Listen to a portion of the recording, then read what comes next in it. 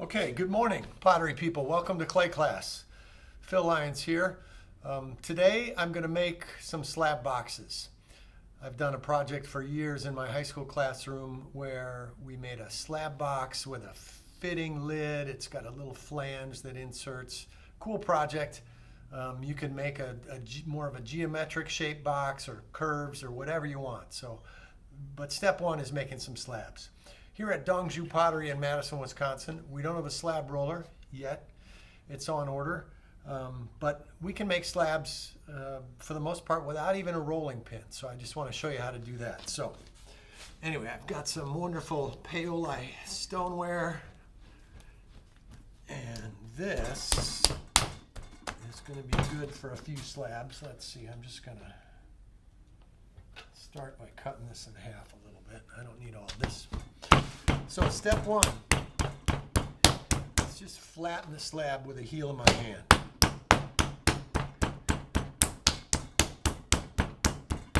I'm working on this awesome surface absorbent cement board, tile backer board. It works great for clay tables. So anyway, I have this flattened out with the heel of my hand, and now I'm just going to grab the slab and I'm going to throw it down at an angle, and it's going to stretch the clay. So if I just do that a few times, it'll stretch my clay and I'll get a nice relatively even slab that's ready to work with. And now I can just take my rolling pin and just kind of smooth things out a little bit. But this is a nice big slab that'll work for my slab box.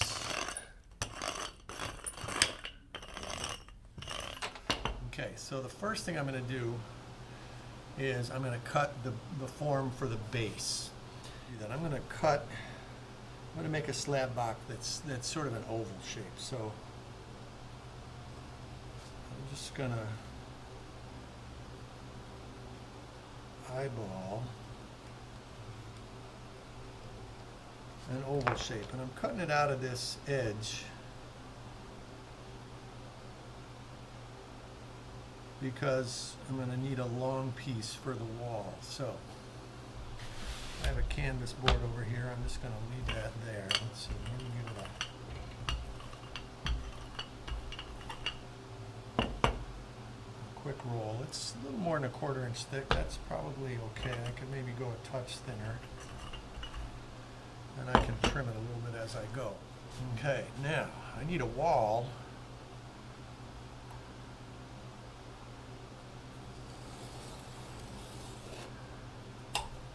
And the wall doesn't have to be even. I mean, I could make my wall wavy. It really doesn't matter. Let's see, I'm going to go about, what is that, 3.5, 4 inches tall. So I'm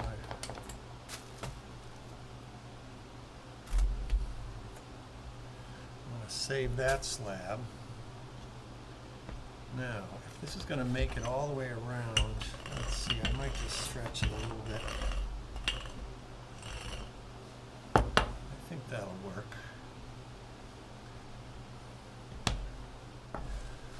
Okay. I've got a wear board here that'll work. And here's my base. And so what I'm going to do is I'm going to slip this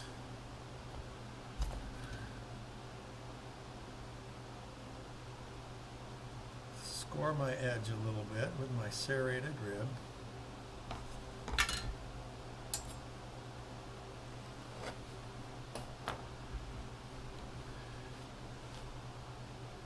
And I'm going to just stand this up on here.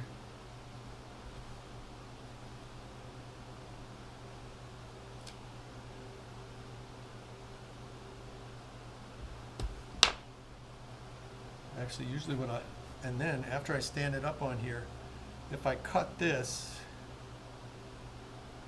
wall at a 45-degree angle, I'm going to end up cutting this one at a 45-degree angle also.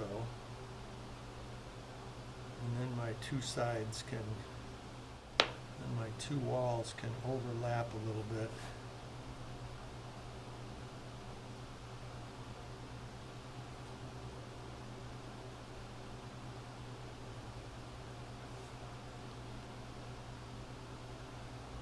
Add a little slip here.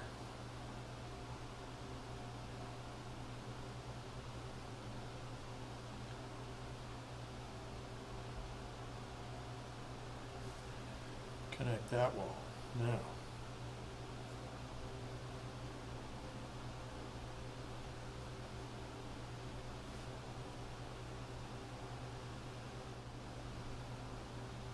so I can smooth this out with a tool, a rib, or a knife.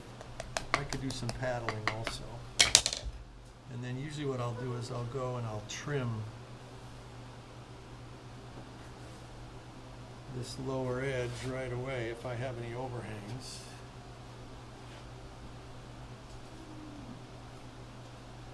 I can come back to deal with that later as well. And then when I put the top on, I'm going to slip that.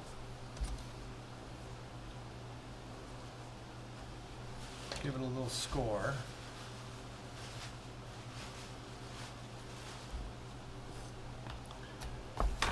I'm going to take my leftover slab here, and I just have to make sure it's big enough to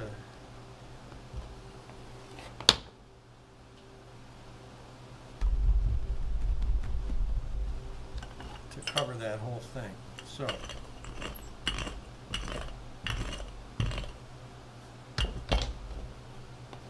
usually make it big enough to overlap a little bit.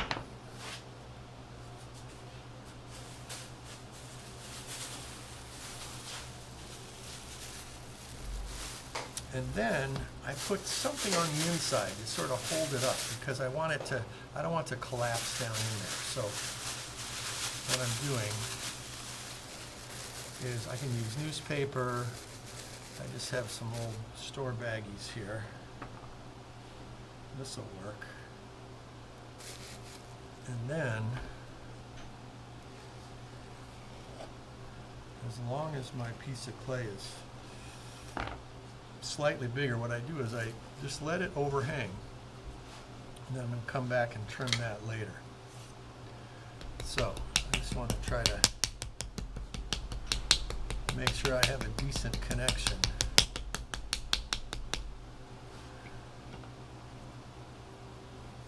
And then I'll just let that stiffen up a little bit. That's just going to stiffen up a little bit, and then I'll trim it and paddle it, and then I'll cut the lid to do the flange. Okay, so my lid I put on here has stiffened up a little bit. So I'm going to trim it. I'm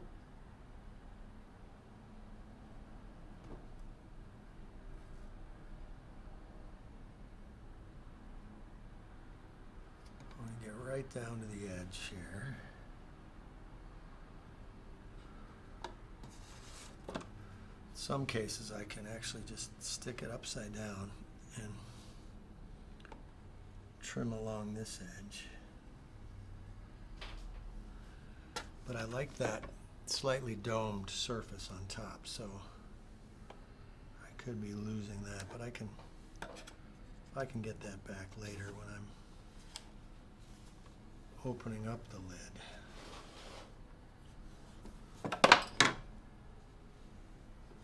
And then I'm going to just go and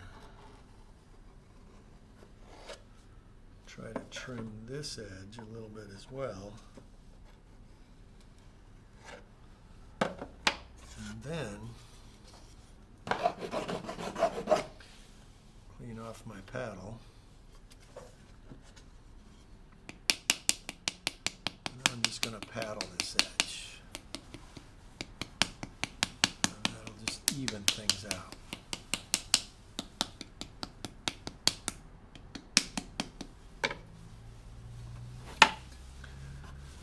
This little edge with my seam, I could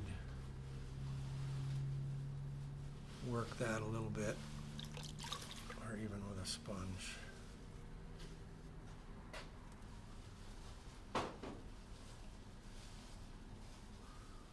All right, I can come back to that, but I'm just going to continue to paddle this. If I want to round that edge, I could soften that curve a little bit also.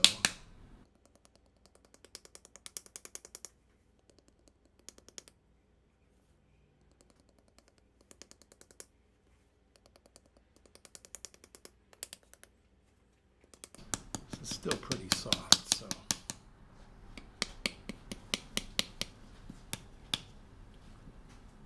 could let it dry a little more before I get too crazy with this. So maybe I'll go put this in front of the fan for a little bit more, and then I'll come back. And what I'm going to end up doing is cutting off this top and adding a little flange in there. Okay, so I have my slab box I made the other day. I could do some more, a little more smoothing on it if I want. This is a piece of siding sample that is aluminum that is great for making tools out of. Left over from my days renovating houses. So just a little bit of scraping those edges, and then, you know, if I want, I could do some paddling or sponging. I might end up just putting a texture on this thing anyway, so this won't really matter. Okay, so now I have a closed form, and I'm going to cut off the lid. Now I'm going to cut off the lid. I've got to go down at least 1/2 inch because I'm going to insert a little flange that will help the lid lock. So what I'm going to end up doing, I could cut a wavy line. If I want a straight line, I take a piece of tag board or something like this and curve it around there, and that will allow me to get a nice straight line. So let me just try. I'll try to get this relatively straight. I mean, you can just eyeball it too.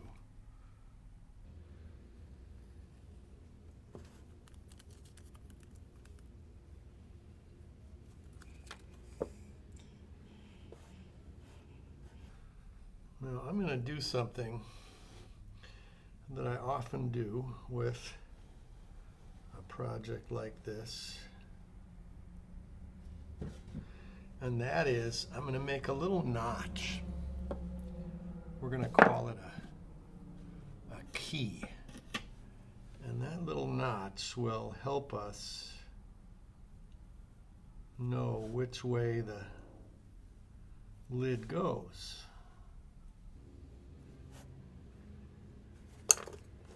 This knife better. It's doing a better job of cutting. Sharper than my Sgraffito. And then on the inside, I'm hitting that plastic that I put in there.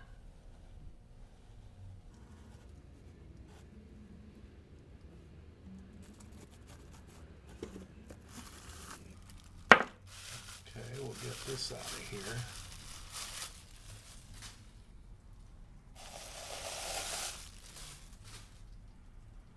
And then, if we have issues on the inside, I'm looking pretty good.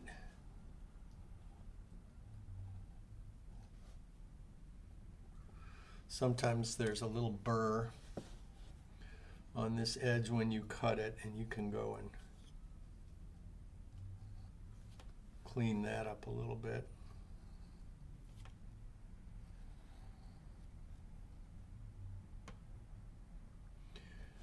And then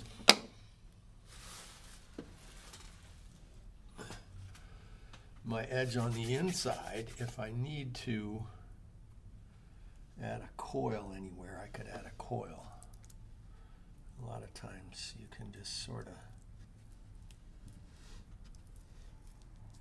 brush some slip in there, and that'll solve any of the issues you might have.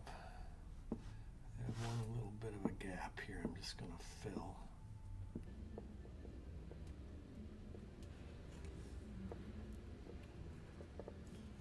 Okay, and then this edge down here on the inside looks pretty good, but I'm just going to brush some slip down there, and then that'll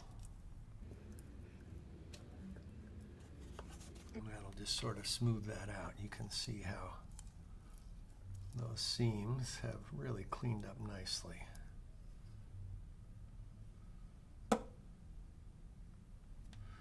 Now, the next step is to add my flange.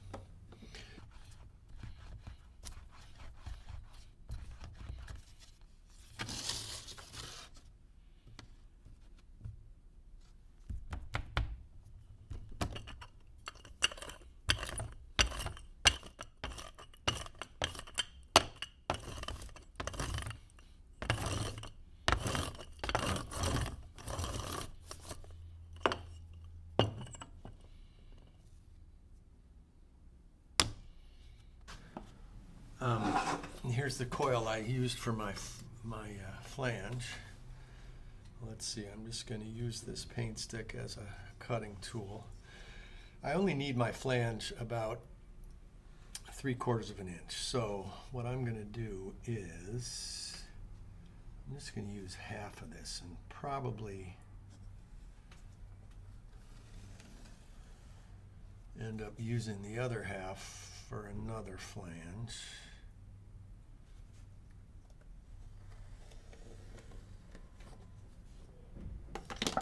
Okay, we'll save this one for the next pot. And then I could leave this edge, but I'm just gonna try to, let's see here. I'm just gonna try to cut this so it's sort of an even 3/4 of an inch.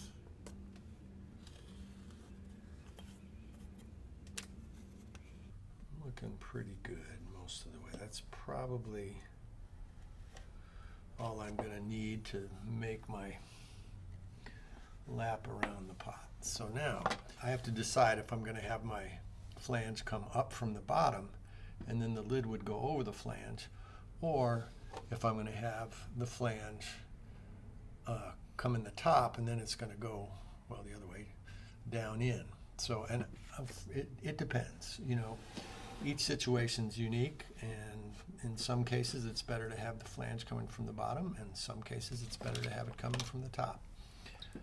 But for this one, I'm having it come from the top. So I'm going to add a little more slip on the inside here,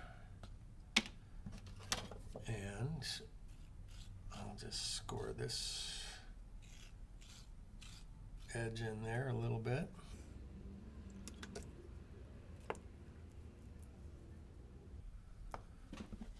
Then I take my flange and I'm going to lay it in here.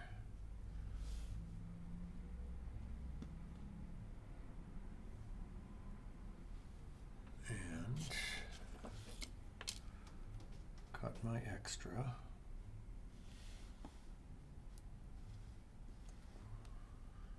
And it's just got to stick up 1/4 of an inch, something like that. So what I'm going to do now is I'm just kind of going around this edge and just pinching so I make a good connection.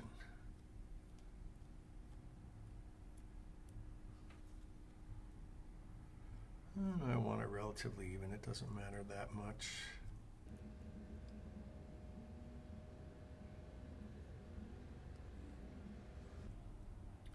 I have to make sure that I don't manipulate this top section too much, because then it won't match up, it won't fit. So, and then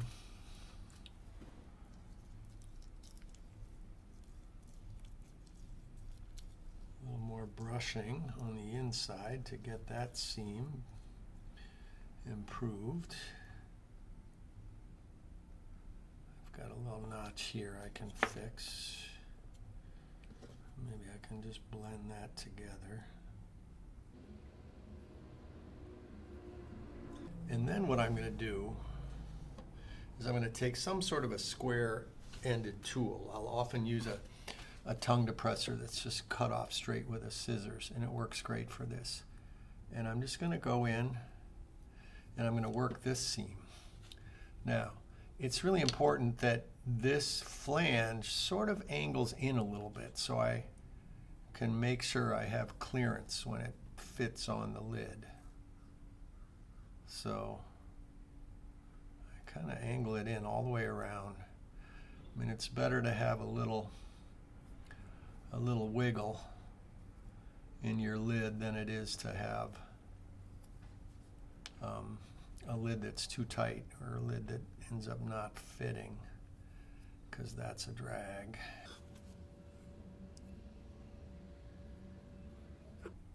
So there we go. And then I'll usually get my sponge and just soften this edge a little bit.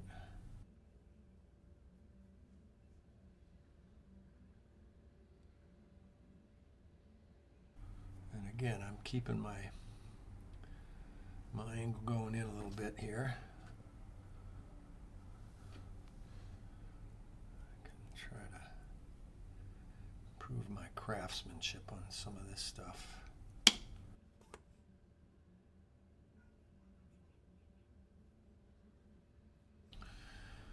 Okay. Now I'm just going to set that aside for a minute and make sure this edge here is smooth and how I want it.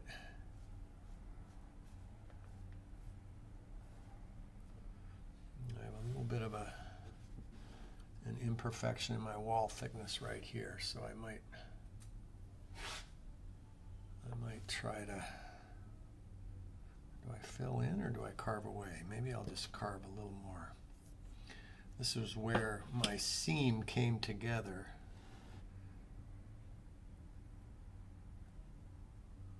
So if I do that, it'll create a little more clearance.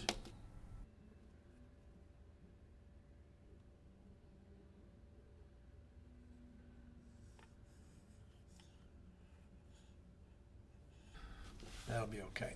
Now, I mean, I can get as finicky as I want. I'm not going to put this on for a minute, because I'm just going to let these two halves air dry a touch, because when I put it on, I'm going to leave it on so it can dry together.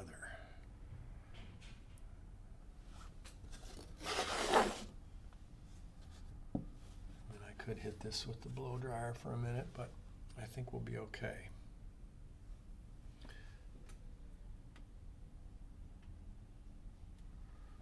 Okay.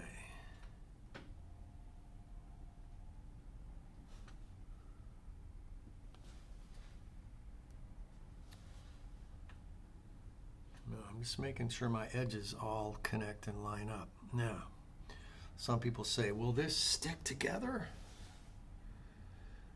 And I don't think so, because you know how hard it is to get clay to stick together. Even when you score and slip, sometimes it comes apart. So I have my edges in a pretty good shape. So as this dries, I'll pull it off, but I'm going to fire it with the lid on together. I'm going to keep my box so that the lid stays connected. Okay, and I have my little key, that way I know which way the lid fits. Okay, we'll come back to this. Okay, check out these two slab boxes. Almost finished. It's got the flange with the fitted lid.